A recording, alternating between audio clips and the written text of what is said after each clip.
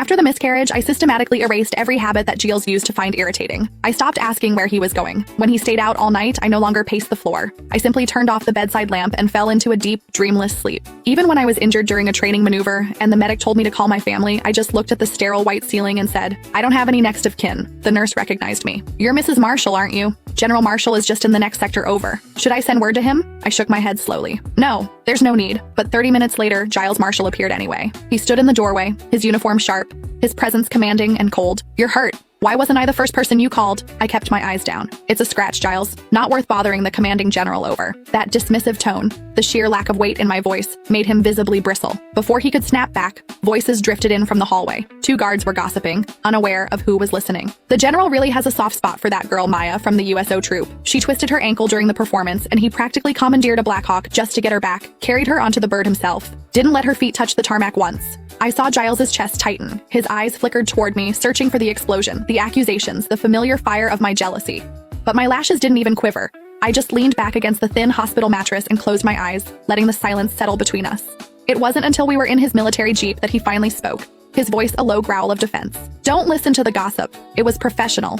Maya was invited here to perform for the troops. She got hurt on my watch. It was my responsibility to handle it." "Okay," I said softly. I didn't add anything else.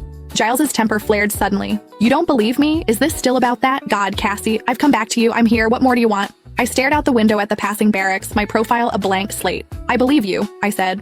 "I just didn't think I was an emergency. I didn't want to interrupt your work. Let's just go back to the quarters." The same scripted response. Autopilot. Giles slammed his fist against the steering wheel. The horn blared, a sharp, ugly sound that cut through the winter air, startling a group of performers who were just finishing their set across the road. One girl looked up. As the moonlight hit her face, the air inside the Jeep turned to ice. "Maya, what is she still doing out here?" Giles muttered. He glanced at me instinctively. In the past, every time I saw her, I'd lose my mind.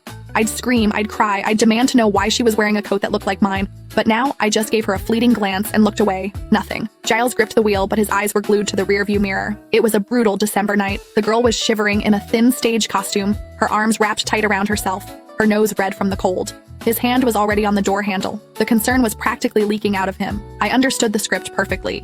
I opened my door and stepped out, giving him the exit he was dying for. "If you need to do a final sweep of the camp, I can walk back. It's not far." I didn't wait for an answer. I turned toward the intersection. Giles jumped out and caught my wrist. "It's over between us, Cassie. I didn't know she was here. Why won't you trust me?" I nodded. "I do trust you, Giles. She's a young girl in a tough spot. Even if it's over, it's normal to care." I get it. He stared at my face. There was no bitterness there, no hidden edge. That was what terrified him. I used to have an insatiable hunger for his attention. If I found a single long hair on his uniform, I'd interrogate him until dawn.